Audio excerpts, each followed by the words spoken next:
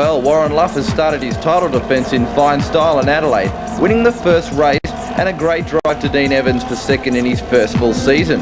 The gearbox has been repaired in Gavin Harvey's car after damage caused on the last lap of race 1, and he's out to prove a point.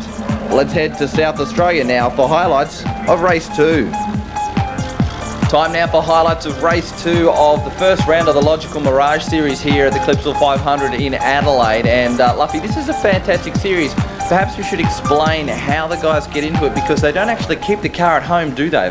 It's brought to the track for them. Well, that's right. You pay a set fee. The cars are brought to the circuit, and here we've got the vehicles taking off down into the centre chicane for the very first time. Fantastic vehicles to drive. I was privileged to drive one last year at Bathurst, and this is on board with Dean Evans. Oh, Warren Luff powering through there in the Penrith Mitsubishi car, the number 50, over the ripple strips. And we've said before, the suspension on these cars is incredibly stiff, and when they do hit the ripple strips, we get plenty of daylight and obviously plenty of action for the supporters. Cars running down here to the first lap for them, and look at Warren Luff. It's a front-wheel drive car, but he certainly knows how to get the tail out on it. Well, that's called trail braking, as you know, Nathan. It's a good technique of getting the back of the car sliding so that the car points at the apex and at least minimises steering load on the front, because the notorious understeer or front wheel skid is not real flash, and you can see there Warren is a past master of left foot braking. It's a go-karting technique.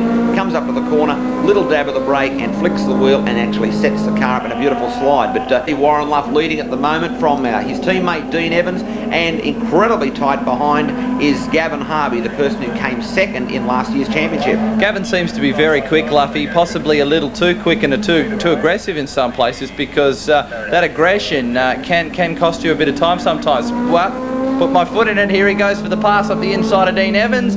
Will he make it stick? Yes, he does. The number 2 car of Harvey, number 2 being that he finished second in the championship last year, moves up to second place. But as I was saying, sometimes you can be a little too aggressive and it can cost you.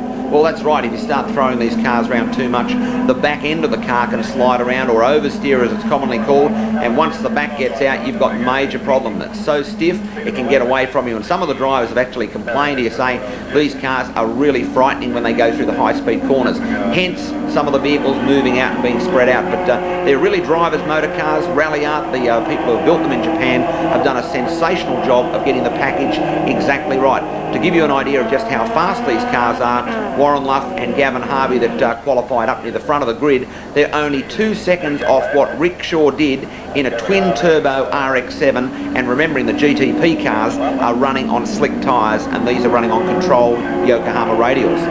That's an amazing achievement. 2 seconds off a twin-turbo RX-7. Oh, Evans! Boy, nearly threw that one away. He's going to need a global positioning system to come back. The replay, have a look at this. Mean Dean in the Fast Fours car with the Momo sticker on the bonnet. He had his hands on the Momo wheel well and truly. I think Bob Roman, who's sponsoring him, is going to say, hey, listen, look at this, on board. He did the smart thing. He didn't panic.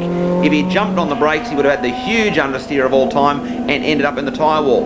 On screen just there, we caught a glimpse of Hobson, one of the new competitors, in an absolutely brilliantly turned out car and having a ball here at Adelaide today. Well, Warren Luff looks to have this one quite comfortably. Gavin Harvey in second place, and back to third, still hanging on, as Dean Evans.